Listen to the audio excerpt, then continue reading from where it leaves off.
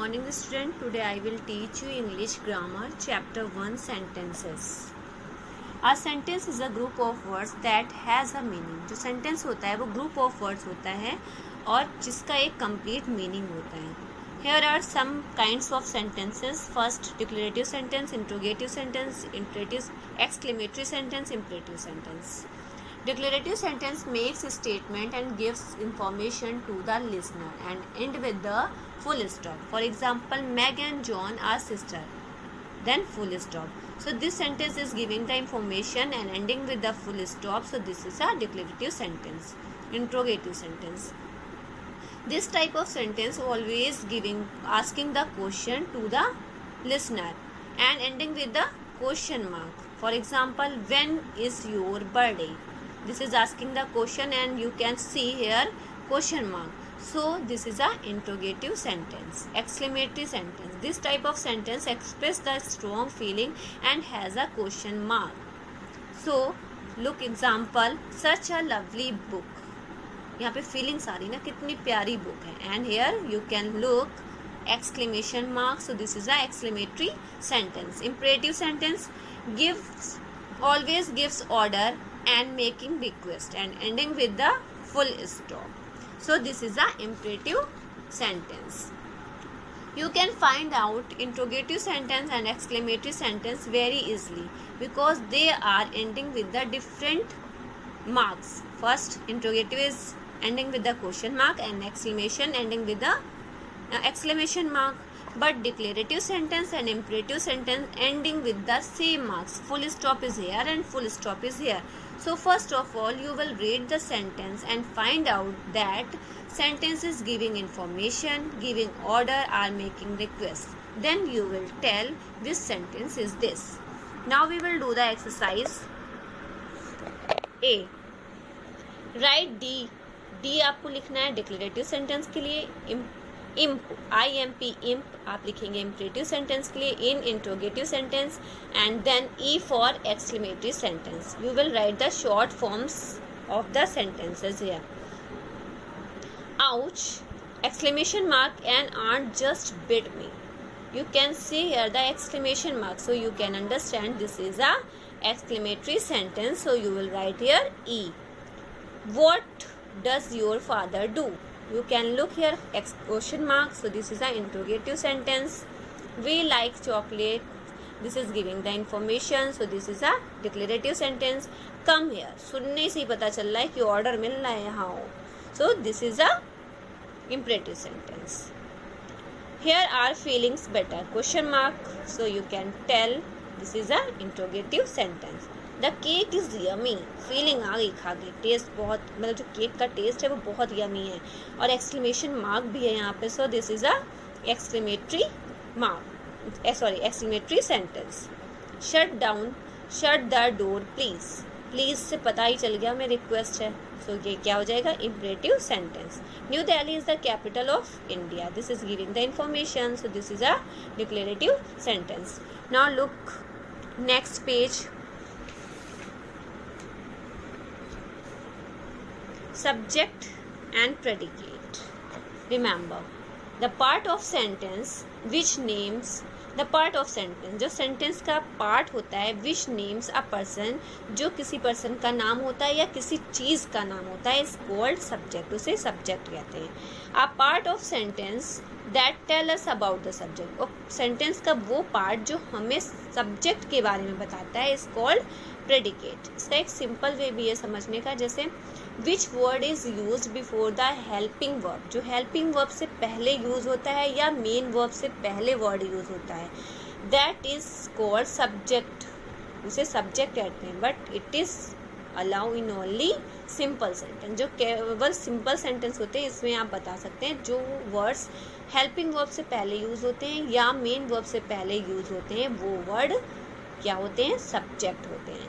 Helping verbs क्या होती हैं, इज़, आर, एम, वॉज, वर, ये सब क्या है हमारी हेल्पिंग वर्ब्स हैं. मेन वर्ब्स क्या होती हैं जैसे गो, टेक, ईट, ये हमारी मेन वर्ब है.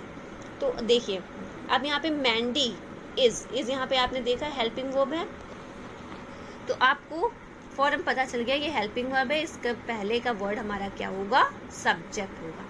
ठीक है, यहाँ पे सिंपल एक वर्ड दिया हुआ था, if you will see the group of words, for example Mandy who wear blue dress. ठीक है, अब मैंने यहाँ पे एक ग्रुप ऑफ वर्ड्स ले लिया, तो भी इज से पहले का ये पूरा पोर्शन जो ग्रुप ऑफ वर्ड्स आएगा वो भी सब्जेक्ट ही कहलाता है। तो आपने यहाँ पे इज देखा तो मैंडी सब्जेक्ट हो गया, हेल्पिंग वर्ब हमारे यहाँ पे भी है तो ये भी हमारा क्या हो गया, subject, helping verb, so it is a subject. Was से पहले सब्जेक्ट, वॉज आलेख, is a helping verb, so A R Rahman is a subject. अब आपको सब्जेक्ट्स तो पता चल गए, अब प्रेडिकेट क्या होते हैं। अब लेफ्ट पार्ट, जो सब्जेक्ट को छोड़कर हमारा जितना भी पार्ट है, left part is called predicate, so you will underline this sentence because this is a predicate. So all the lines left, all the sentence is called the predicate. This is very easy to find out the subject and predicate.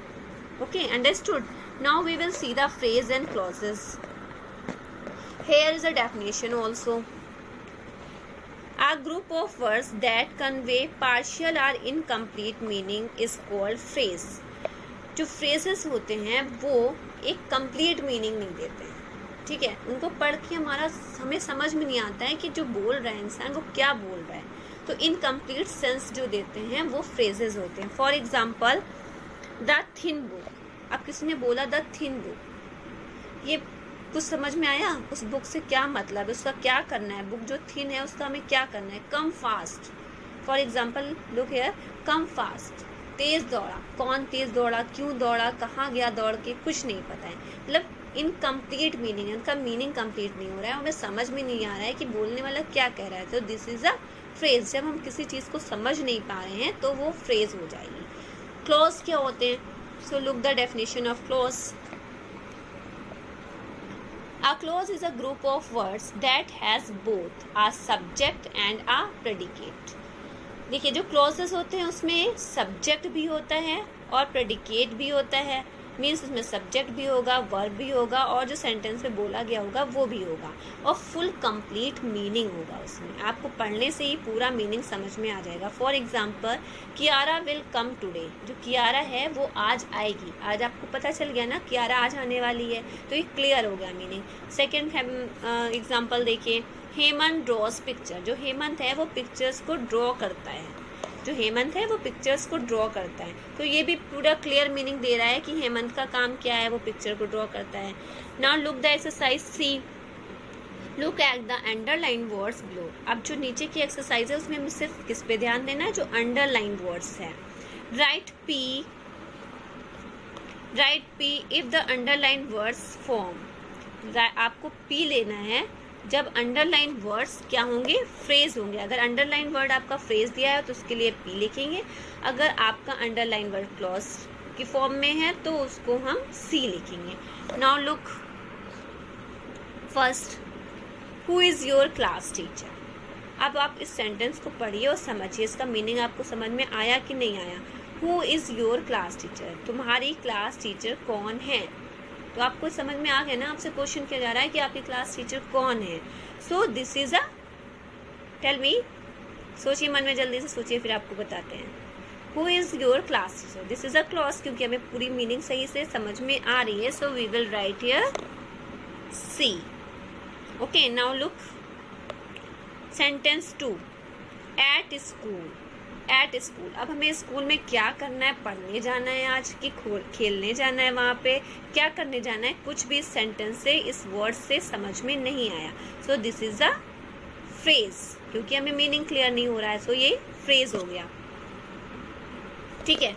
No next third, on the table. अब table पे क्या है, कुछ clear हो रहा है। On the table, table पे book है कि कप है या कॉपी है, कुछ नहीं क्लियर हो रहा है, so this is a phrase. Now next, cream chicken sandwich. अब क्रीम चिकन सैंडविच का क्या करना है, उसको फ्रिज में रखना है, किसको खाना है, क्या करना है, कुछ क्लियर नहीं हो रहा है, so this is a phrase. Ashita was reading. अब जो आशिता है वो पढ़ रही थी, आशिता वॉज रीडिंग, आशिता पढ़ रही थी, तो मुझे क्लियर हो गया आशिता अभी तक क्या कर रही थी, वो पढ़ रही थी, तो ये क्या हो गया है, क्लॉज। कौन सा सेंटेंस हो गया, clause. Now look sentence 6, this cat sleeping in the park. This cat, जो ये कैट है वो स्लीप्स इन द पार्क, वो कहाँ सोती है, पार्क में सोती है। तो ये भी सेंटेंस हमें क्लियर मीनिंग दे रहा है, तो ये क्या हो जाएगा, क्लॉज हो जाएगा। फिर next, my brother and I, जो मेरा भाई है और मैं। अब बस हमें इतना ही तो देखना था क्योंकि अंडरलाइन वर्ड्स देखने हैं। माई ब्रदर एंड आई, मेरा भाई और मैं क्या करेंगे, कुछ नहीं पता है। So this is a phrase. Number 8, screamed in loud voice, चिल्लाना तेज आवाज में। तो चिल्ला के, कौन चिल्लाया, कैसे चिल्लाया, कुछ भी क्लियर नहीं है, तो ये क्या है, phrase. I will go to sleep early, मैं जल्दी सोने जाऊंगा। तो ये बात क्लियर होगी कि आज वो जल्दी सोने जाएगा। So this is a clause. Which glows in the dark, जो अंधेरे में ग्लो करता है, ग्लो करता है। Which glow in the dark, जो अंधेरे में ग्लो करता है। कुछ क्लियर नहीं हो रहा कौन सी चीज़ अंधेरे में ग्लो करती है, गोल्ड ग्लो करता है या सिल्वर ग्लो करता है या कोल ग्लो करता है, कुछ भी यहाँ पे नहीं बताया गया। So this is a phrase. Now look next page.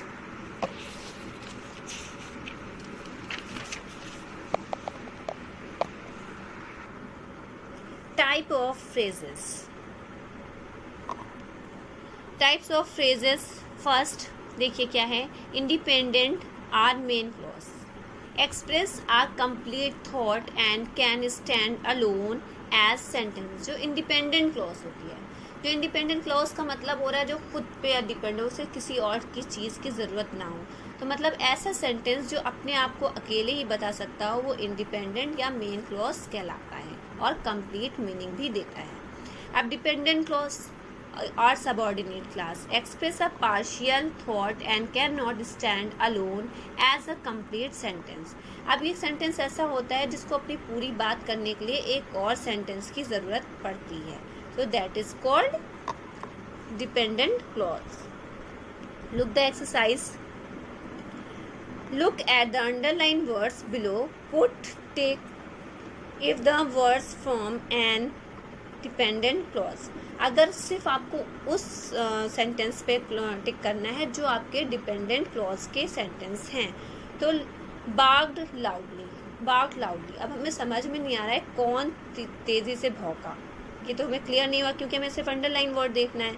तो अंडरलाइन वर्ड से हमें ये क्लियर नहीं हो रहा है कि ये बार्क्ड लाउडली कौन तेज़ भौंका, कौन तेज़ से भौंक रहा था या कौन भौंका, तो ये चीज़ तो क्लियर नहीं हो रही है। तो ये हमारा क्या हो गया, फ्रेज, ये क्लॉज तो है नहीं और ये हमारा इंडिपेंडेंट क्लॉज नहीं है, ये डिपेंडेंट क्लॉज है। इसको कंप्लीट करने के लिए हमें कुछ और भी सेंटेंस में जोड़ना पड़ेगा, इसलिए इसको छोड़ देते हैं। I enjoy sitting with the fire place, मुझे मज़ा आता है। Sitting by the fire place, जब आग जल रही होती है तो उसके पास बैठना मुझे मज़ा आता है। तो ये कंप्लीट सेंस है, मुझे पता चल रहा है कि ये सिर्फ सेंटेंस कह रहा है, वो मुझे पूरा समझ में आ रहा है, इसके लिए मुझे और किसी चीज़ की ज़रूरत नहीं है। सो हम यहाँ पे क्या कर देंगे, टिक कर देंगे। अब देखिए next 3, what the doctor did, doctor ने क्या किया। अब डॉक्टर ने क्या किया इस बात से क्लियर नहीं हो पा रहा है, इसको समझने के लिए हमें और कुछ भी चाहिए होगा। तो उस जब हमें और चाहिए होगा, इस मीन्स ये डिपेंडेंट क्लॉज हो जाएगी, ये इंडिपेंडेंट नहीं है। हमें इंडिपेंडेंट क्लॉज बतानी है तो हम इसमें टिक नहीं लगा सकते। द टीम वर्कड हार्ड, जो टीम है उसने कठिन परिश्रम किया। ठीक है, ये तो हमें क्लियर हो गया कि टीम ने जो है आज बहुत अच्छा मेहनत की है।